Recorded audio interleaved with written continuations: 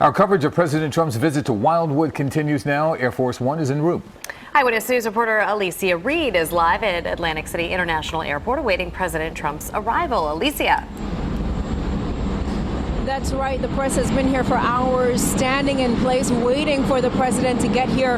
And we believe his plane just landed here at the airport. I'm going to step out of the way so you can see what's happening right behind me. We believe that plane just landed. We will confirm that in just a second. We're here and we're being told that President Trump will be greeted by military personnel before heading to Wildwood. Atlantic City is the largest and closest airport to Wildwood with the ability to house a Boeing 747, which is the base plane model of Air Force One. The White House is being extremely tight-lipped about who is flying with the president, but the White House pool spotted Dan Scavino and Stephen Miller, along with the president's advisor Kellyanne Conway and her children, as they departed the White House just before 5 o'clock. It has been widely reported former Democrat turned Republican Jeff Van Drew, congressman for New Jersey's 2nd District, would be traveling with the president aboard Air Force One, but he was not seen as the president and his entourage left the south lawn of the White House on Marine One, or as they boarded Air Force One at Andrews Air Force Base. Right now, the president is running about 10 minutes late. That was what they were telling us earlier, but we believe we just saw Air Force One land. We are waiting to see him come around if that was Air Force One.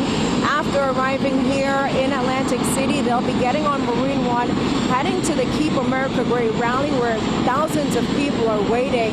Some spent the night online waiting to ensure a spot at the rally. Now, back here in Atlantic City at Egg Harbor Township, a number of families were able to get clearance and gain access to watch the president land. We're on the far side of the airport in a very secure area, away from the public and other commercial flights. So if you weren't cleared ahead of time, there is no seeing the president as he lands. One couple we ran into earlier were extremely excited about the president's visit, but when they got to Wildwood, there were thousands of people already in line, and since the gentleman is handicapped, there was no way they could have stuck around. So they made their way here to the airport nice and early, hoping to get a glimpse of Air Force One and the president. Unfortunately, that couple, they won't get a chance to see him tonight. The chopper, once they leave out of here, they're going to take him to Cape May County Airport where a motorcade is waiting.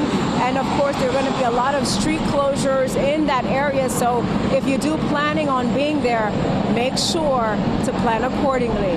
Reporting live from Atlantic City International Airport, Alecia Reid, CBS 3 Eyewitness News. All right, Alecia, we'll get back to you. Thank you so much.